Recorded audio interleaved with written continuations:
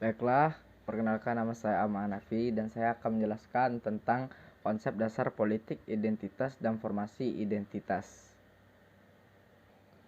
Nah, politik identitas biasanya digunakan oleh para pemimpin sebagai retorika politik dengan sebutan kami bagi orang asli yang menghendaki kekuasaan dan mereka bagi orang pendatang yang harus melepaskan kekuasaan. Jadi, singkatnya politik identitas sekedar untuk dijadikan alat memanipulasi, alat untuk menggalang politik guna memenuhi kepentingan ekonomi dan politiknya. Dari dua definisi di atas, tentunya sangatlah cocok dengan situasi politik sekarang ini, di mana wacana politik identitas digunakan oleh sebagai elit politik untuk menggalang kekuatan massa dan menjatuhkan lawan politiknya yang notabene-nya berbeda identitasnya melalui berbagai serangkaian propaganda yang dikemas melalui komunikasi politik dan piawai dan menembus alam bawah sadar pendukungnya. Dalam diskursus yang lain, politik identitas adalah suatu perwujudan atas beragamnya identitas bangsa Indonesia dalam hal suku bangsa, etnis, dan agama yang ingin mengartikulasikan kepentingannya dalam struktur politik dan pemerintahan di Indonesia. Hal tersebut tentunya sangat baik ketika konsepsi politik identitas didasarkan pada kesadaran untuk tetap meneguhkan asas persatuan nasional yang dibingkai dalam semboyan Bhinneka Tunggal Ika. Beberapa pendapat menurut tokoh. Yang pertama ada Agnes Heller mendefinisikan politik identitas sebagai gerakan politik yang fokus, perhatiannya adalah perbedaan sebagai suatu kategori politik yang utama. Kemala Canda Kirana dalam artikelnya Girls dan Masalah Kesukuan menyebutkan bahwa politik identitas biasanya digunakan oleh para pemimpin sebagai retorika politik dengan sebutan kami bagi orang asli yang menghendaki kekuasaan dan mereka bagi orang pendatang yang harus melepaskan kekuasaan. Singkatnya, politik identitas sekedar untuk dijadikan alat memanipulasi, alat untuk menggalang politik guna memenuhi kepentingan ekonomi dan politiknya. Yang kedua, wacana politik identitas digunakan oleh sebagian elit politik untuk menggalang kekuatan massa dan menjatuhkan lawan politiknya yang notabene berbeda identitasnya melalui berbagai serangkaian propaganda yang dikemas melalui komunikasi politik dan piawai dan menembus alam bawah sadar pendukungnya. Dan yang ketiga, dalam diskursus yang lain, politik identitas adalah suatu perwujudan atas beragamnya identitas bangsa Indonesia dalam hal suku bangsa, etnis, dan agama yang ingin mengartikulasikan kepentingannya dalam struktur politik dan pemerintahan di Indonesia. Politik identitas di Indonesia dihiasi dengan beragam isu mengenai pertentangan antara kaum yang mengusung identitas nasionalisme dan kaum yang mengusung identitas agama. Dan persoalan ini muncul sebuah klaim kebenaran antara keduanya mengenai keunggulan atau eksklusivisme dari masing-masing identitas yang mereka gaungkan. Di Indonesia, jelas konsep politik identitas adalah nasionalis dan agama dan juga sekaligus menjadi formasi identitas. Nah, berikut ekspresi-ekspresi identitas dan isu-isu utama politik identitas. Yang pertama, ekspresi-ekspresi politik identitas. Politik identitas secara sederhana bisa dimaknai sebagai strategi politik yang memfokuskan pada pembedaan dan pemanfaatan ikatan primordial sebagai kategori utamanya. Politik identitas dapat memunculkan toleransi dan kebebasan. Namun di lain pihak, politik identitas juga akan memunculkan pola-pola intoleransi, kekerasan verbal fisik, dan juga pertentangan etnik dalam kehidupan. Hal itu terkaitkan dengan hadirnya berbagai ekspresi kebangkitan primordialisme di berbagai daerah yang melandaskan diri pada nilai-nilai keetnikan. Sebagaimana yang telah disinggung sebelumnya bahwa hakikat keetnikan itu sendiri pada dasarnya meliputi sebuah kesadaran yang dilandasi oleh pertautan yang tidak sederhana, yang kerap melebihi persoalan prinsip, hal-hal lain seperti kesamaan kepentingan, kesejahteraan politik maupun faktor globalisasi maupun melonggarnya sistem pemerintahan turut menguatkan kesadaran etnis itu. Berbagai kelompok kepentingan dengan atribut identitasnya sebagai alat politik baik berbasis gender, agama, etnis, ataupun budaya menciptakan varian betapa luasnya politik identitas tersebut. Hadirnya kelompok politik identitas seringkali menciptakan kegaduhan dan penurunan kondisivitas di tengah-tengah masyarakat. Hadirnya kemajemukan yang sebetulnya menjadi tendensi kuat untuk melahirkan sebuah pemahaman jika semakin majemuk sebuah bangsa maka semakin ragam pula identitas yang dimilikinya. Artinya, Munculnya kelompok politik identitas sangatlah logis, mengingat Indonesia sebagai negara yang majemuk. Demokrasi dan politik identitas berada dalam satu garis linear sehingga tidak dapat dipisahkan antara satu dengan yang lainnya. Karena keduanya berada dalam satu garis linear, maka demokrasi yang sehat justru akan melahirkan politik identitas. Demokrasi yang sehat akan selalu memberikan kesempatan dan ruang bagi kelompok-kelompok di luar pemerintahan untuk bersama-sama memberikan aspirasi dan sekaligus mengingatkan kepada elit-elit negara bila dalam perjalanan menyimpang dari sistem nilai demokrasi. Politik identitas akan selalu muncul dengan basis identitas sebagai simbol yang diwakilinya. Lalu ekspresi-ekspresi identitas dan isu-isu utama politik identitas. Yang kedua, isu-isu utama politik identitas. Identitas dipolitisasi melalui interpretasi secara beragam dan ekstrim yang bertujuan untuk mendapat dukungan dan generasi milenial yang merasa sama, baik secara ras, etnis, agama maupun elemen perekat lainnya, sehingga memudahkan terjadinya gerakan-gerakan ataupun polarisasi, fitur dikotomi, oposisional dan menjadi fondasi utama yang membedakan perasaan kolektivitas sehingga mudahnya eksploitasi, maka intoleransi semakin meningkat.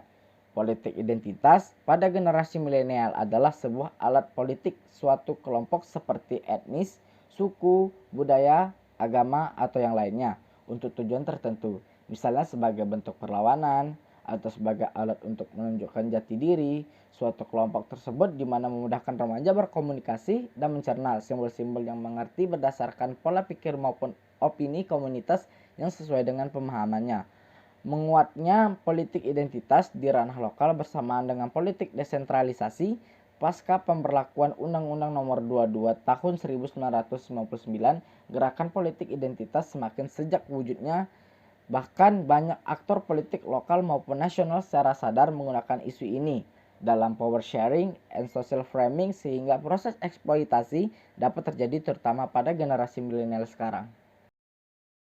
Lalu, ada juga pengelolaan identitas yang beragam melalui gagasan multikulturalisme sebagai fondasi pengelolaan masyarakat plural. Yang pertama, identitas. Identitas adalah kualitas kepercayaan dan ekspresi yang membuat seseorang atau suatu kelompok menjadi berbeda dengan yang lainnya. Identitas yang seseorang individu memiliki terbangun dan berkembang dari pengaruh lingkungan sekitar. Seorang individu mendapatkan identitasnya dari kelompok masyarakat di mana ia tinggal, keluarga, teman, dan norma budaya.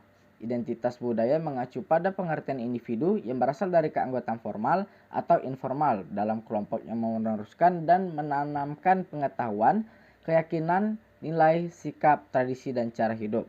Perhatian identitas budaya adalah mengenai apa yang telah dipelajari seseorang di masa lalu dan bagaimana mereka menggunakannya untuk memengaruhi masa depan. Identitas memiliki sifat yang dinamis, tidak pernah stabil, dan prosesnya pun sering berubah-ubah. Setiap orang selalu berubah-ubah sepanjang waktu, baik secara pasif maupun aktif. Dan yang kedua ialah memahami identitas kultural. Dalam artian sederhana, ini maksud dengan identitas kultural adalah rincian karakteristik atau ciri-ciri sebuah kebudayaan yang dimiliki oleh sekelompok orang yang kita ketahui batas-batasnya tatkala dibandingkan dengan karakteristik atau ciri-ciri kebudayaan orang lain. Identitas kultural dapat ditelaah melalui gaya hidup penduduk asli, misalnya tentang bagaimana penduduk setempat menyelenggarakan pesta adat, memperingati peristiwa siklus hidup, dan hal-hal lain yang unik sebagainya. Beberapa karakteristik identitas budaya yakni ada pertama, identitas budaya merupakan pusat penampilan kepribadian kita. Yang kedua, ada identitas budaya kita kadang-kadang bisa bertahan dalam konteks sosial yang selalu berubah-ubah sepanjang masa. Dan yang ketiga, identitas budaya merupakan sesuatu yang bermuka banyak. Pengelolaan identitas yang beragam melalui gagasan multikulturalisme sebagai fondasi pengelolaan masyarakat plural. Yang ketiga, fenomena lunturnya kebanggaan memiliki identitas kultural. Sebuah fenomena lunturnya kebanggaan etnis memiliki identitas kultural bukan hanya di tengah beragamnya budaya yang ada di negara Indonesia sebagai negara multikultural, namun juga di tengah-tengah di desa pun budaya global. Hal ini tentu saja mengakibatkan tidak terbentuknya identitas nasional yang kuat sebagai benteng atau filter. Gambaran fenomena di bawah ini menimbulkan kerawanan runtuhnya identitas nasional di tengah desa kan budaya global dan sekaligus matinya identitas kultural. Sebagai pembentuk identitas nasional yang kokoh, di samping identitas kebangsaan, kita membutuhkan identitas-identitas lain seperti agama, jenis kelamin, umur, warna rambut, ukuran, baju, dan sebagainya, yang satu sama lain tidak bisa dianggap sebagai yang lebih penting secara mutlak. Biarlah tetap terpelihara di samping identitas lainnya agar dapat memperkaya identitas kita masing-masing. Dan yang keempat, ada pengelolaan identitas melalui teori identitas multikultural, yang mana dari tokoh ini, Collier dan Thomas, menyajikan sebuah teori interpretif tentang bagaimana identitas kultural dikelola dalam interaksi antar budaya. Asumsi-asumsi yang mendasari teori identitas kultural adalah individu-individu menegosiasikan identitas dalam suatu wawancara. Komunikasi antar budaya terjadi melalui asumsi diskursif dan pengakuan terhadap identitas kultural yang berbeda. Kompetensi komunikasi antar budaya mencakup pengelolaan makna secara koheren dan keterkaitan dalam mengikuti aturan dan hasil yang positif. Kompetensi komunikasi antar budaya mencakup negosiasi makna bersama aturan-aturan dan hasil-hasil positif. Kompetensi komunikasi antar budaya mencakup pengesahan identitas kultural. Identitas kultural berubah sebagai sebuah fungsi ruang lingkup bagaimana identitas pada umumnya. Salins bagaimana pentingnya identitas dan intensitas bagaimana kuatnya identitas dikomunikasikan kepada orang lain. Nah, kesimpulannya, politik identitas sekedar untuk dijadikan alat memanipulasi, alat untuk menggalang politik guna memenuhi kepentingan ekonomi dan politiknya. Wacana politik identitas digunakan oleh sebagian elit politik untuk menggalang kekuatan massa dan menjatuhkan lawan politiknya yang notabene-nya berbeda di identitasnya melalui berbagai serangkaian propaganda yang dikemas melalui komunikasi politik nan piawai dan menembus alam bawah sadar pendukungnya.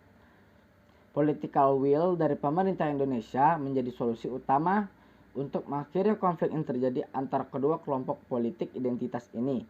Kedaulatan negara hanya tercapai dengan mengutamakan kepentingan nasionalisme negara yang di dalamnya terdapat semangat keragaman antar agama, suku, ras, dan kelas dan lain-lain.